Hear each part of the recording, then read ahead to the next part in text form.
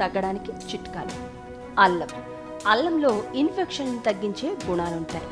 గొంతు నొప్పి బాధ పెడుతుంటే అల్లాన్ని చిన్న ముక్కలుగా తరిగి నోట్లో వేసుకుని చప్పరించాలి. ఆ లాలాజలాన్ని మింగడం వల్ల నొప్పి తగ్గుతుంది. అల్లం టీ తాగినా ఫలితం ఉంటుంది. వేడి పానీయాలు. చల్లని పదార్థాలకు దూరంగా ఉండాలి. వేన్నీళ్లకు ప్రాధాన్యమివ్వాలి. అన్నం కూడా వేడిగా ఉన్నప్పుడే తినాలి. నిమ్మరసం కలిపిన వేడినీళ్లు బాగా పనిచేస్తాయి.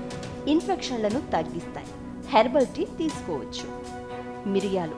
గ్లాస్ నీళ్లలో 4 మిరియాలు, చిన్న దాల్చిన చెక్క ముక్క వేసి మరిగించాలి. తరువాత వడకట్టి గోరువెచ్చగా తాగాలి.